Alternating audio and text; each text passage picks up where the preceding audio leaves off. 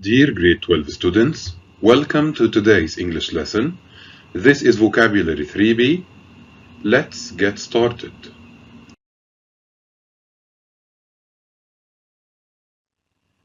There are two objectives to consider for today's lesson. The first one has to do with identifying the meaning of 8 compound nouns, while the second one has to do with matching 8 idioms to their definitions. Now it's time to open your books on page 46. This is exercise A. I want you to take a look at these two extracts from page 44, the reading passage, and tell me, where are the adjectives?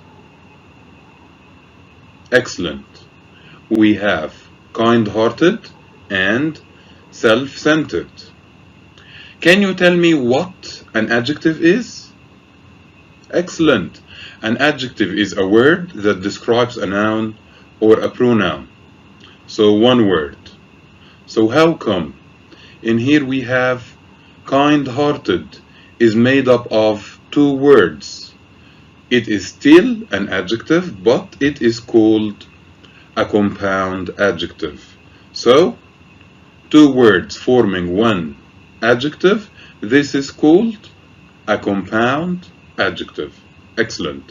So, which two words are they made up of, the two adjectives that we have in here? The first one is made up of kind and hearted, while the second one is made up of two words and they are self and centered. Excellent. Well, as I have mentioned before, adjectives are used to describe nouns or pronouns. What do these adjectives describe? Wonderful. These adjectives describe a person's character traits. What makes a person kind-hearted? Okay, a kind-hearted person is kind because they have a kind heart. What does the compound adjective self-centered mean? It means a person who thinks only about himself or herself.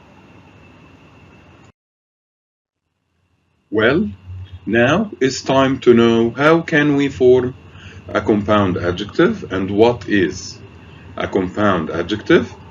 A compound adjective is made up of two or more words, and most of the time these words are separated by a hyphen. This is a hyphen. Well, the most common way to structure a compound adjective is to have an adjective or an adverb, then a hyphen, and after that the past participle form of a word.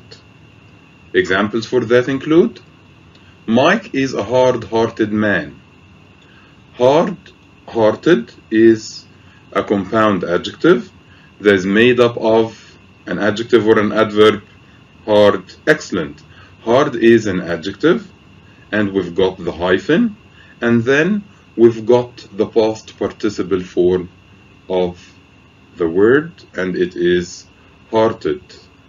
Hard-hearted, a compound adjective that describes Mike. I love this brightly lit room.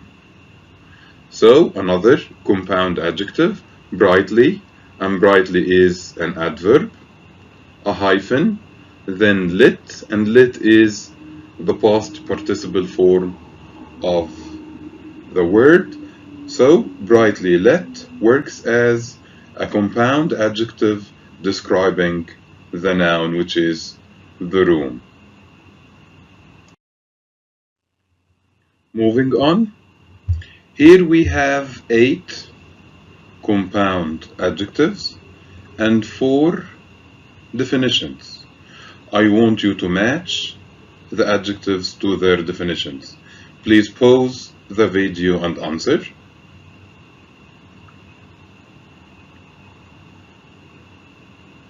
Well, if someone is behaving in a pleasant and polite way, they have good manners. This is excellent. This is well-mannered. What if someone is unwilling to spend money? How can we describe this person? Wonderful. We can describe this person to be tight-fisted, unwilling, doesn't want to spend money. Which compound adjective can we match to generous? Well done. This is open-handed. A person who is open-handed, they are generous. And finally, if someone is thinking that they are more important or more clever than they really are, we can describe these people to be wonderful. We can describe a person who is thinking highly of himself to be big-headed. Now I want you to pause the video one more time and match the remaining compound adjectives to their definitions.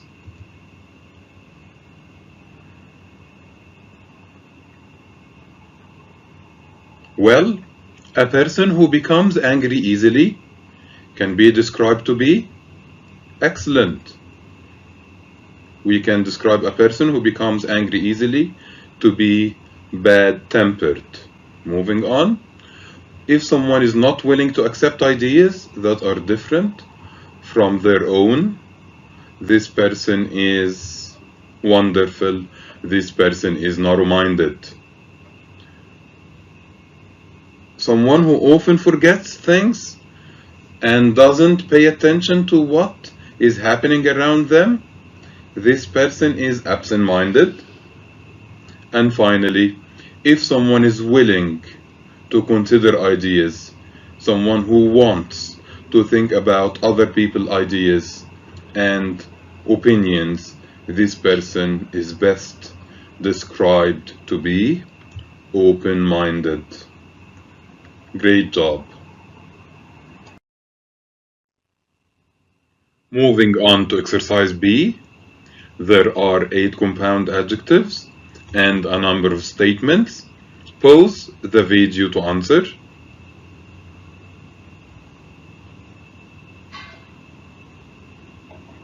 Well, if someone accepts other people's opinions, we can describe this person to be, yes, open-minded. Frank is a young man and he never raises his voice. So Frank is super. He is well-mannered.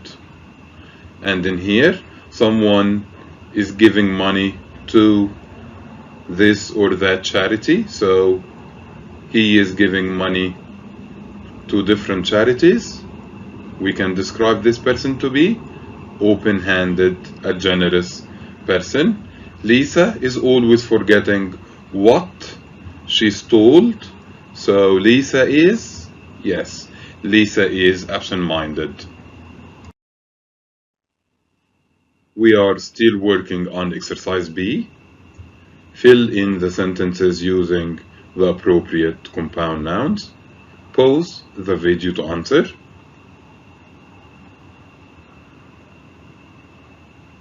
Well, don't ask Nancy for money. She will definitely not give you any. So Nancy is not willing to give money. She is, yes, she is tight-fisted. My brother thinks he is more important than everyone else, and that makes my brother excellent, big-headed. Stay away from Greg today. He can be very, when he's tired. Some people, when they are tired, They tend to be bad-tempered. They can get angry easily. And finally, people who are and don't accept any new ideas. How can we describe people who don't accept any new ideas? Wonderful. They are narrow-minded. I want you to tell me what can you see in this picture? Okay, we can see cats and dogs and rain. And the sentence goes like, it is raining cats and dogs. But do we have that situation in which we've got cats and dogs falling off the skies? This is not happening. So, raining cats and dogs is an expression. It is an idiom. That means it is raining heavily. So, what is an idiom? An idiom is a group of words like this that go in a fixed order and have a particular meaning that's different from the meaning of each word on its own. So, it is raining cats and dogs. We don't have cats, we don't have dogs. It means it's raining heavily. Moving on to exercise C, we've got some sentences and there is an idiom in each of these sentences. What you're supposed to do is match each idiom to its definition. Please pause the video and answer.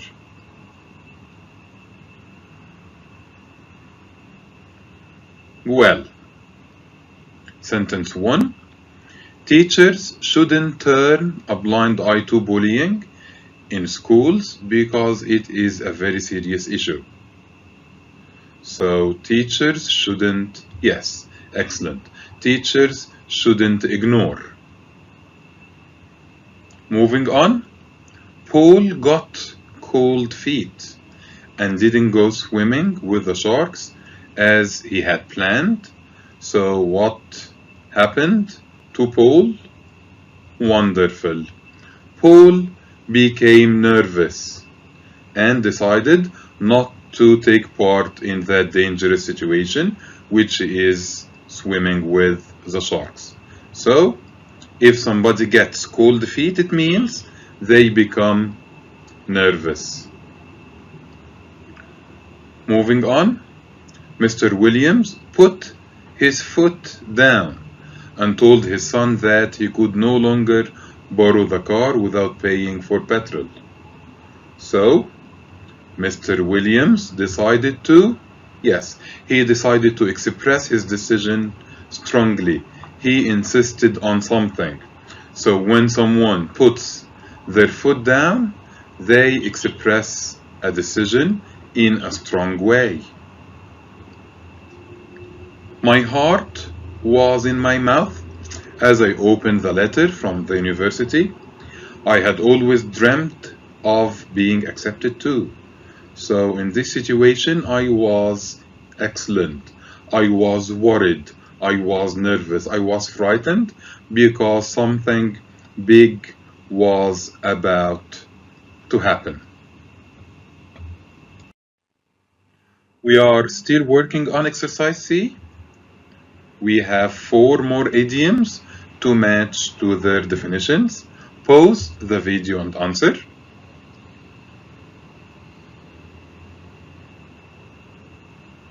Well, parents need to be able to keep their head even when things at home get rough. So parents are expected to, they are expected to be calm in difficult situations.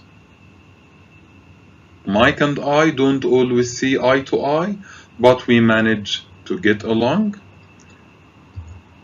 Wonderful. If you see eye to eye with someone, it means you agree with them. Stop sticking your nose into other people's personal lives. Why do you care where they were yesterday? So if someone is sticking their nose, it means, yes, it means they're trying to get involved in something that is none of their business. And finally, you shouldn't have said that. You really need to learn to hold your tongue. And this is best matched to be. So if somebody is to hold their tongue, it means to say nothing even though you want to. Well, now we've got this picture, and what is this person doing? What do you think? Excellent. He is deliberately ignoring the other person. He is intentionally ignoring the other person.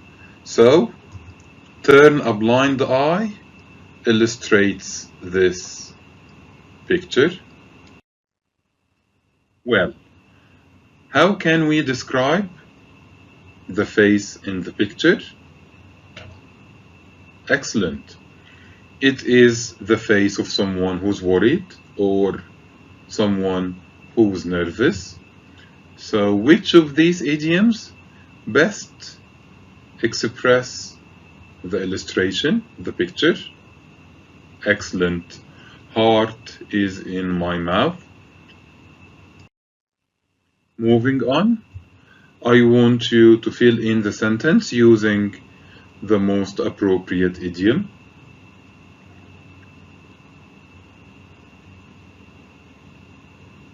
Okay, the sentence goes like, my sisters don't with me about the arrangements.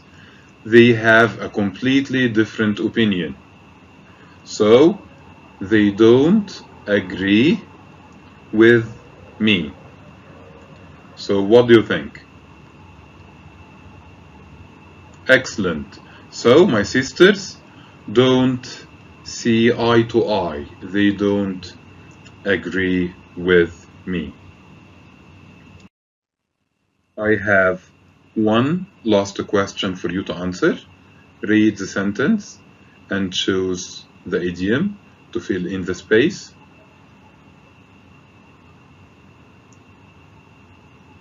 Well, the sentence goes, although she was under pressure, she and went on to win the race. So she was under pressure, but she managed to, yes, keep her head.